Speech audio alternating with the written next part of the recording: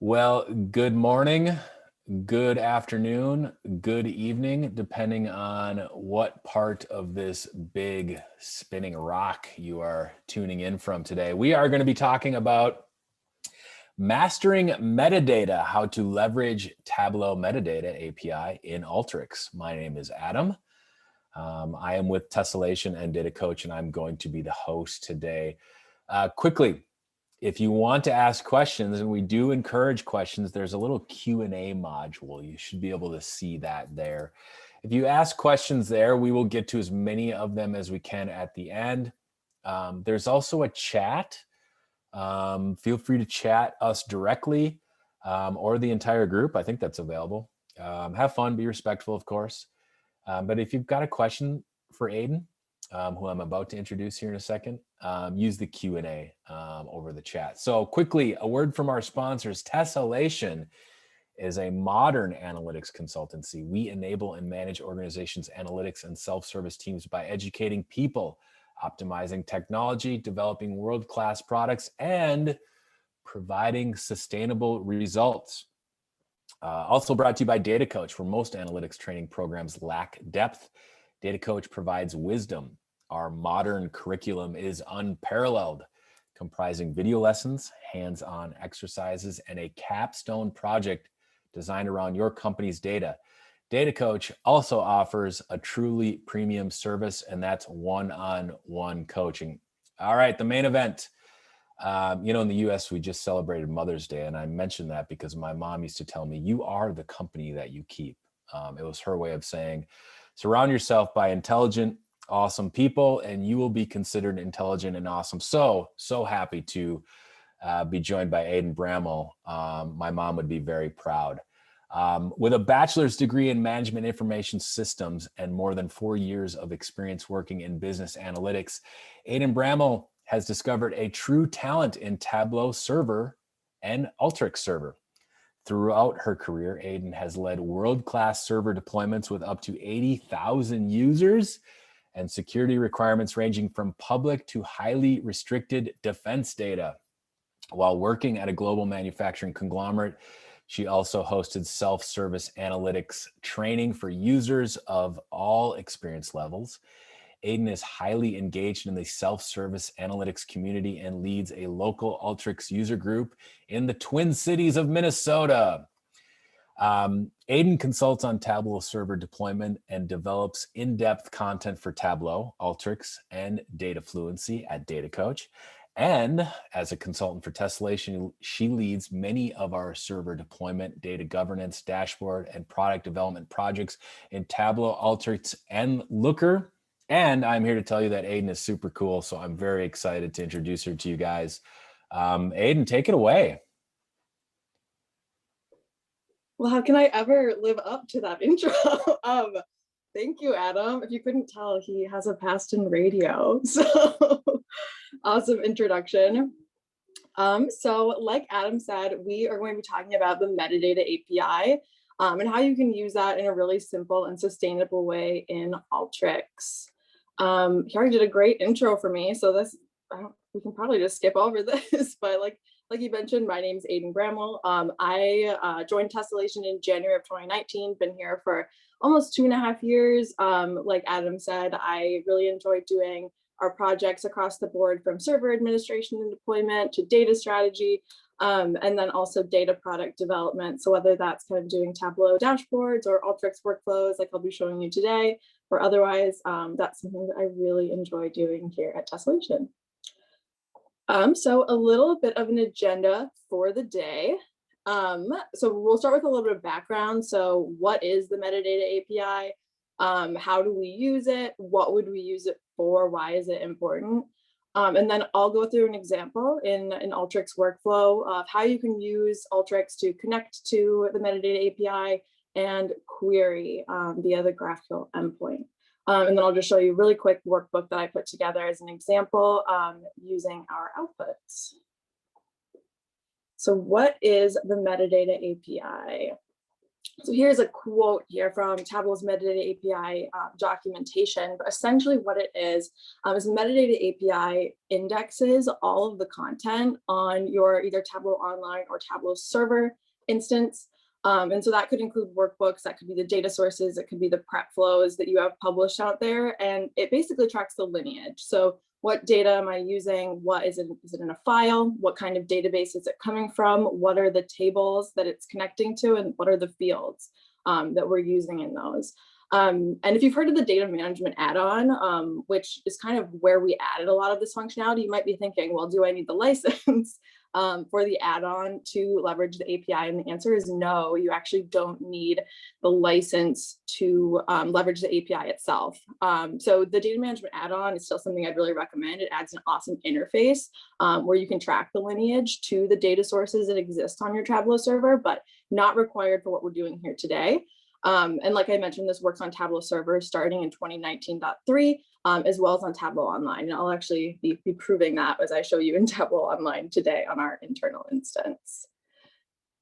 So what is GraphQL? You'll probably hear me kind of as we go throughout this. I'll maybe be jumping between saying GraphQL and the Metadata API. And basically the Metadata API uses GraphQL, which is the language for the API that kind of tells us how we want to both ask for and return any data that we're interested in. And I'll talk a little bit more about that once we get into the interfaces to these tools. But basically, it's just going to follow the kind of outline that I have here on the screen.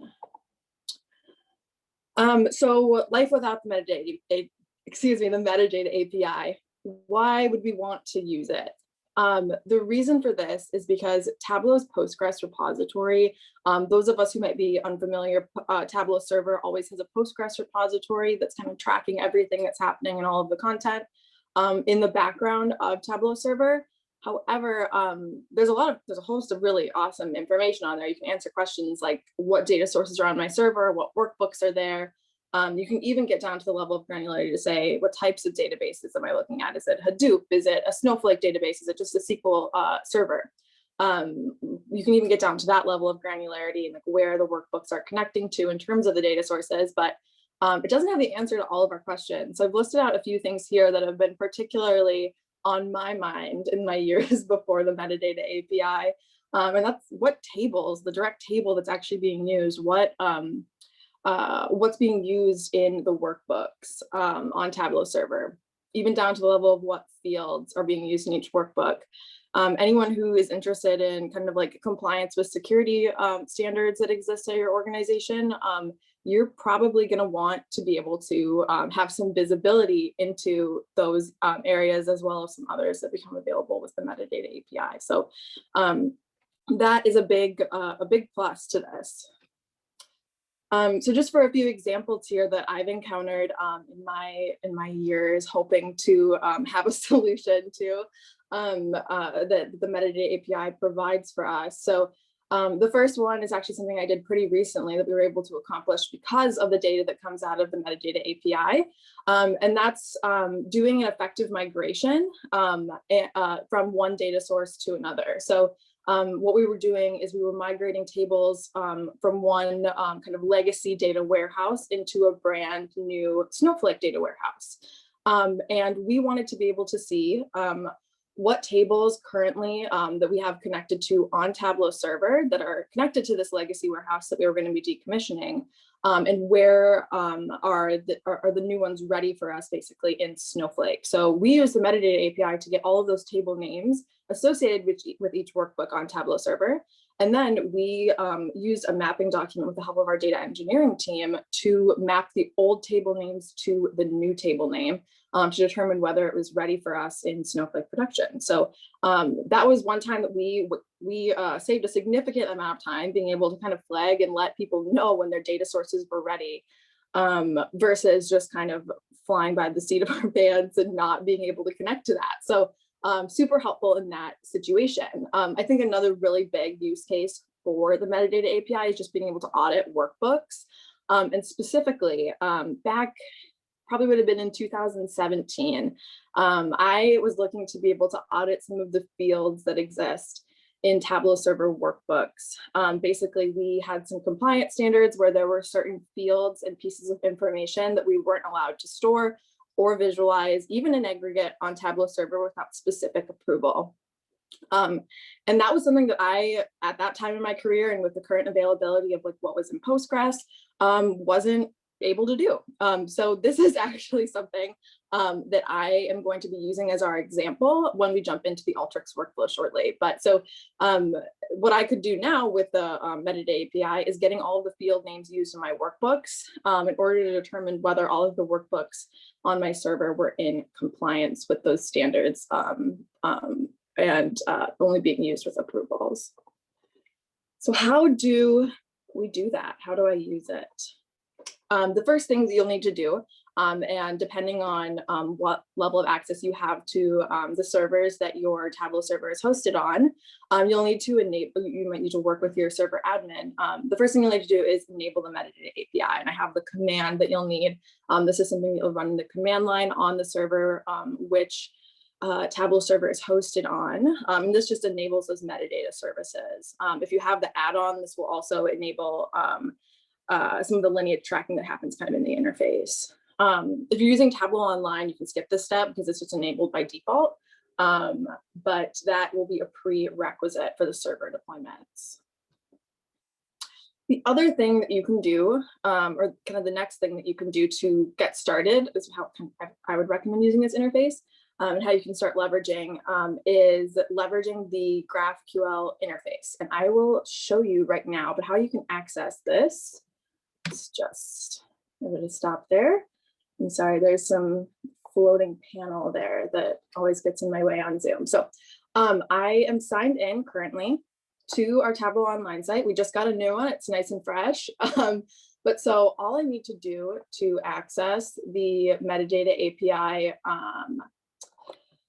interface here is to go to, and there it is, metadata/GraphQL. And here, looks like I might be lagging a little bit. There we go. Here I am able to directly query anything that I want to with the GraphQL schema with this just kind of easy interface. And I'm not going to spend too much time talking about kind of how these queries are built because I want to get into the Alteryx workflow. But basically, all that I'm doing here is I'm saying I'm declaring a query. I'm declaring a name for the query. And then I choose whatever object I want, in this case, workbooks, and what information I want about each object. So in this case, I'm looking for the name of the workbook, the project name, any of the embedded data sources in that workbook. And then I can also, from some of these kind of sub items here, get the fields from those embedded data sources and some attributes about those as well. So really helpful. And I really like using this just to be able to kind of test run all of the information that comes out here. So right now I just clicked the run button and you can see I have all the details coming out of here in sort of a JSON format. So I can see here all of the information coming out. So, you know, my workbook up at the top, I have just a sample workbook in here. Also worth noting, I do have some fields in here that I've renamed as some kind of suspect names because of the auditing use case that I'm doing in a second here. This is all just Superstore data for the most part for the sake of this demo. One way you could just leverage this is really just to now go ahead and say select all, and then just export this into a worksheet. But what I'll show you in the Alteryx flow later is how you can do that a little bit more systematically, so you don't have to come in here each time you want to query. The other thing that I'll call out about this is you can also take a look at kind of the historical things that you've looked at right now, and you can favorite the queries if you're doing some things pretty consistently. By clicking this history button and then starring any of the ones you want there. Right now I'm looking at this field names, otherwise I can also look at this upstream tables. So this is a query that I used for that use case I mentioned before, just trying to get each workbook, the project name, and the kind of schemas associated with it in order to do that workbook migration project I mentioned beforehand. One other thing, so I saved this this field names query in a way that's a little bit, it's not, I guess, perfectly to the standards of like formatting of some of these queries. It'll still run just fine, but if you click this button up here, in case you were wondering, this prettify, it just makes it pretty. Just cleans up your query a little bit. The other thing that you can do along the side here is you can explore the documentation. I'll just pull this up over here. The documentation on this is really great, which is why I'm not going to spend too much time on this, but it basically just gives you everything that you need in terms of like kind of the data that you can get out. So field types, if I wanted to get the data type out, it'll kind of give you all the details you need, which details are required by that. It's really, I would say, pretty solid documentation. So I'd recommend checking this out if you're looking to get started and kind of using that in conjunction with this page here. It's lagging a little bit with the interface here while you're getting started with formulating your queries for your own use cases. So really love using this as I'm kind of building things up before I start putting things in Alteryx. Back to our presentation really quick, and then we'll jump into the Alteryx workflow shortly here. So what do you need first in order to systematically pull some of these queries with Alteryx? Obviously, you need Alteryx Designer, you need access to a server like I mentioned beforehand, and then you'll also need a personal access token for Tableau Server or Tableau Online. If you've never done this before, I've got a handy little GIF here on this page that kind of shows you how to create one. So you'll just go to your account settings, which is always in the top right-hand corner of your Tableau server. Go ahead and click on that. And then under personal access tokens, you'll just give your token a name. You can see I'm naming something token name, and I already have one that exists called graph token. And you just click create token, and you'll get a pop-up there that will give you your token secret, which is how you'll reference and kind of use as a password, essentially, to sign in using the API in Alteryx. Worth noting here at the bottom, if you don't use this token within 15 days, they do expire. If you use them at least every 15 days, they expire after 1 year. So I definitely just recommend, if you're going to be leveraging this, like say scheduling it on an Alteryx server, I'd recommend doing it at least every 15 days. Oh, and then one more thing, can't forget. I want to give a special thanks to some of the resources that kind of got me started with this. And as we send these details out, I'll also send you these that I've linked here. But so Andre DeVries from Information Lab wrote an awesome article on the metadata API that helped me get started with the workflow I'll be using today. And then one of our Tessellation co-founders, Alex Christensen, he built our original metadata API parser that we were just using that kind of GraphQL interface to pull things out. And that kind of inspired this webinar. So he also has an awesome reference for API beginners in Alteryx that I've also linked here. Now, all of that out of the way, let's go ahead and take a look at the workflow.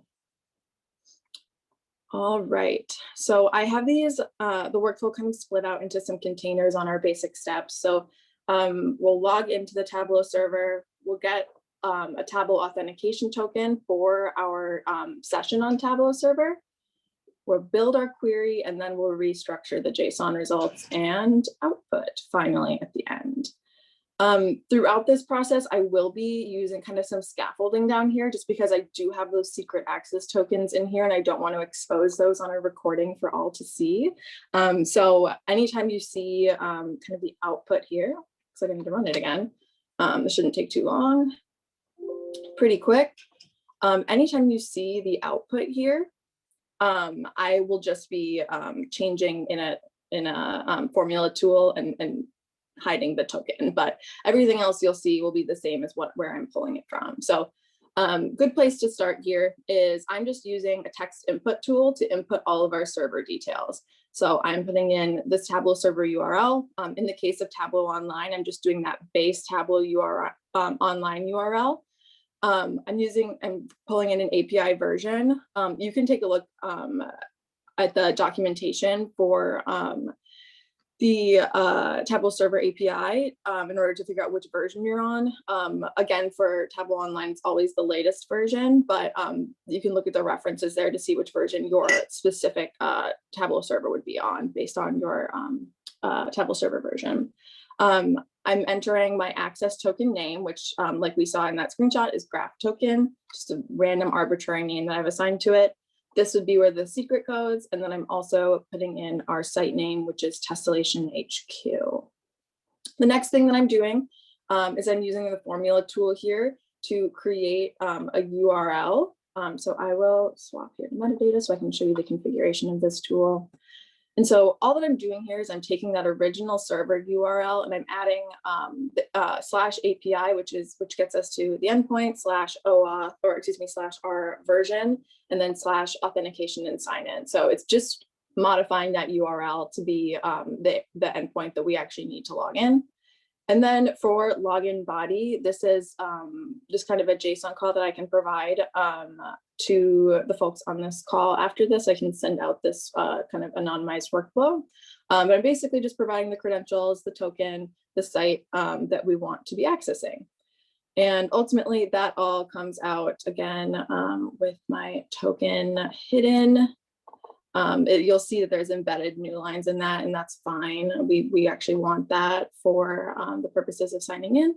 And this is what we're going to use as the body in our download tool. So I'm configuring my download tool here with a login URL. I'm setting my headers to say we're bringing in JSON and we're accepting JSON back. And then I'm just doing a post HTTP action, and I'm taking that body as the query that we're addressing. This will bring out some JSON results, which I'll then take and I'll use just the JSON parse tool. It comes out as a field called download data, and I will just use that to parse out our information. Here is what that ends up looking, again, with the token taken out. But basically, it just gives us our site ID, our user ID, the token, and I'll just cross tab all of that so it goes into one solid format. And then again, that will come out. I'm just deselecting some of the tools that I don't care about anymore as well here, but all I'm left with now is the server URL. I really don't need the time to expiration, but I just sort of like to keep it there. And then the site that we're using, and then again, that token, which I've renamed to X Tableau Auth. That's just kind of what Tableau looks for. So I do the rename there.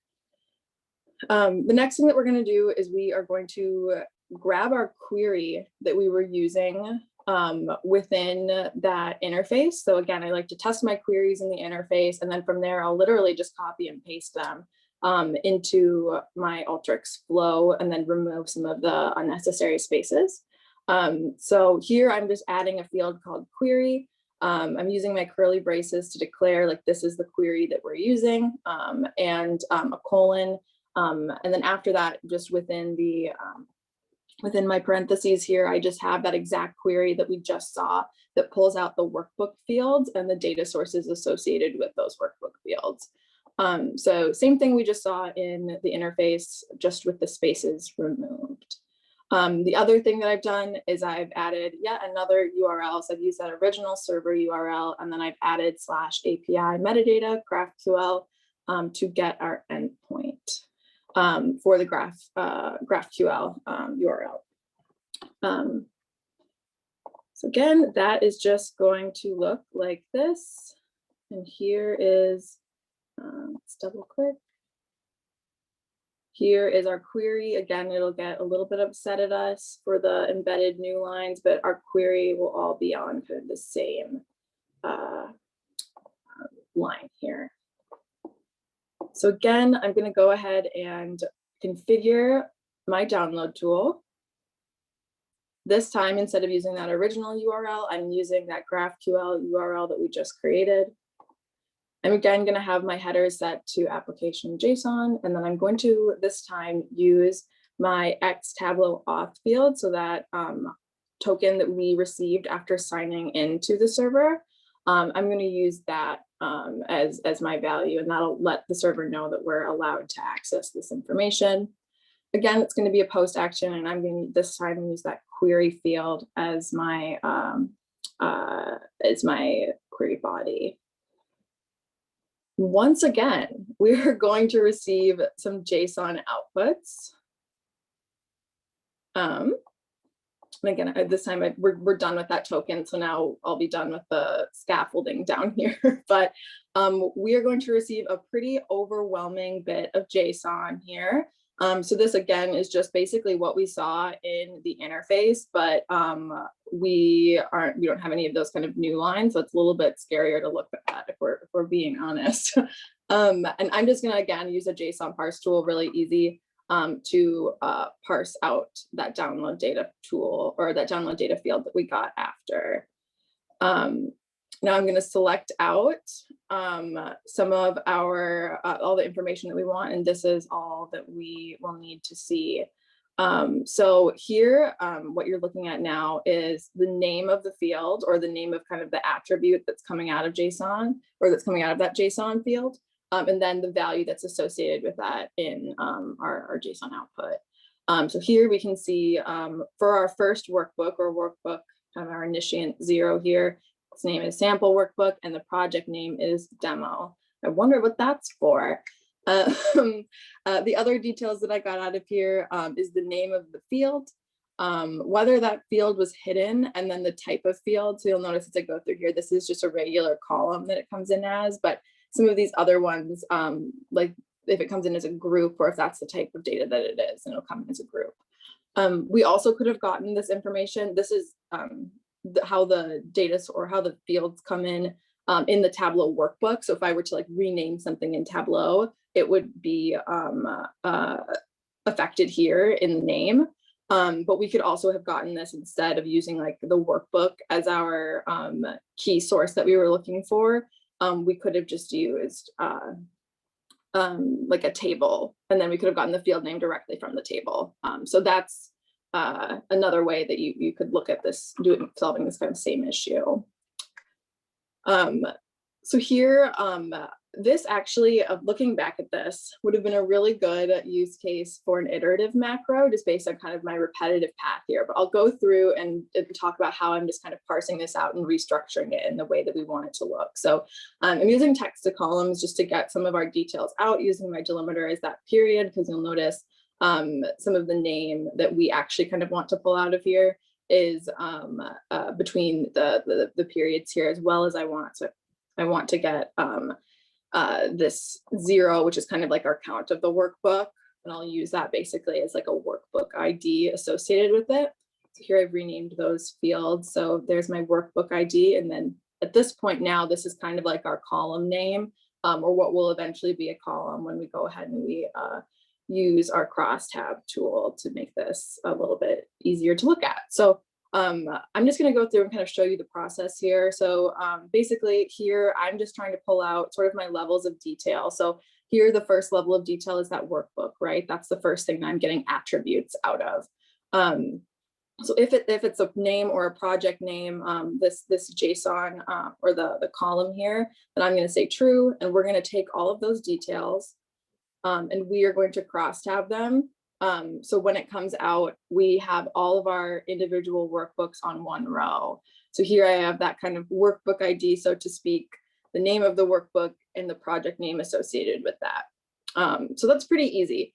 I'm basically just doing the exact same thing, but any of the fields that were not there, now I'm looking for anything that is associated with the upstream tables. So that's one of the other pieces of information that I asked for that was kind of a non-attribute.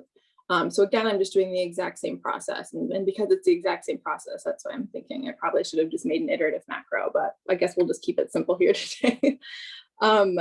But so now this line here is about all of my tables that I received. If you are just looking at Excel files, in this case, like the Superstore data, your table name will be associated with like the tab that you're looking at, and then your database, so to speak, is the Excel, the name of the Excel. Whereas down here, I have some stuff coming in from AWS, and you can see a little bit easier how this would look like with maybe your production data sources. So you can see the name of the table here is enrollments coming from the data coach prod admin stream schema, excuse me, and that's from an AWS catalog. Down here again, just really same process here, but it's all of my fields. again, just cross-tabbing all of the fields, what types of fields they are, and getting their name. I'll join all that back in together on the ID for the embedded data source. I can join in the fields to their data source, and then I can also at the end here join in all of the fields with all of the data sources and all of their workbook names. So now we've got every field associated with every workbook, which currently we just got a fresh Tableau online site. So it's not too many right now. So it's hopefully not too overwhelming to look at. But so this is what I was referring to earlier as something that I always kind of wanted to do in the past, is be able to see the field names that existed within my Tableau server instance. So this is where if you're like looking at a healthcare organization, you're probably not going to want folks posting like an MBI. Any kind of organization is not going to want like a social security number on there. Those are obviously two pretty extreme examples, but they're not going to want that information on their Tableau server. That would be highly unlikely to be compliant with their organization's security standards.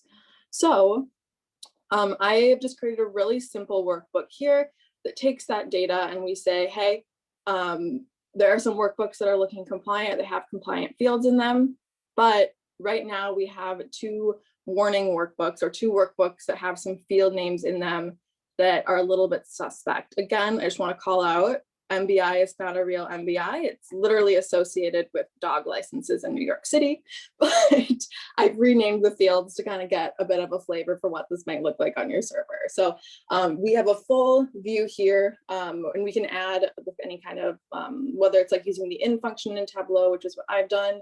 Let me show you where I've got that. I basically just have a field warning associated with, you know, specific names, about as simple as we could do this, saying if MBI is there, you know, let's take another look, let's highlight that. Social Security's not in there, let's highlight that. We want to definitely take another look at that. Now we've just got a super simple way to kind of flag those details. And we went through that pretty quickly here, but that was kind of the use case I just wanted to walk through. Really simple, but should give you kind of a good idea of the sort of thing that you can do with the metadata API. And now I'd love to just open this up to any questions that anyone may have had throughout this, and we can go through anything in more detail. I'll pop the work. Aidan, we did have a question here around about the GraphQL. Is that an add-on to Tableau Server? No, that's a good question. So GraphQL and this kind of metadata API was added at the same time that you were able to start using the what's it called? The data management add-on for Tableau Server. However, using the API and GraphQL associated with the API is not, you don't need a license in order to do that. So you'd be good to do that as long as you're on a Tableau Server 2019 3+, which is awesome. One thing to note too on that, your permissions, you don't need to be like a server admin almighty in order to use this either, but you will only receive the information that you have access to. So you wouldn't get back any of the like upstream tables or anything of a data source that you didn't personally have access to on the server. Good question. Great. That's the one question we had. If there are others, please send them on in. Aidan, where can people find you? You know, if they want to connect with you, are you active on LinkedIn or anything else? Yeah, feel free to connect with me on LinkedIn. I'm just under Aidan Bramel. And then I also do have a Twitter account, a data Twitter. It's Visual Aidan. It's like visual aid, a little play on that, but Aidan.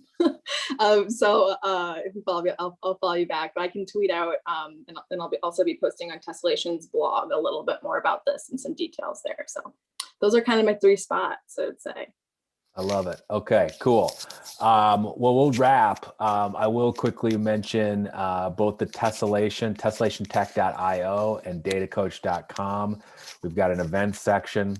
Oh, we did have one more question come in, and we do have time for it. Yeah, let's do this one. Sorry, Aidan. Almost let you go here, but how do you operationalize this work? You mentioned that we need to provide a personal token and that it only shows data you have been granted access to. But is it possible to set this up for an org's server deployment? Mhm. We also have Alteryx server. Yeah, and so what I did here was obviously really like a simple use case, but you can absolutely do that. So, I mean, if you yourself aren't like a server administrator, it might need to be set up with someone if you wanted to see the full gambit of the organization.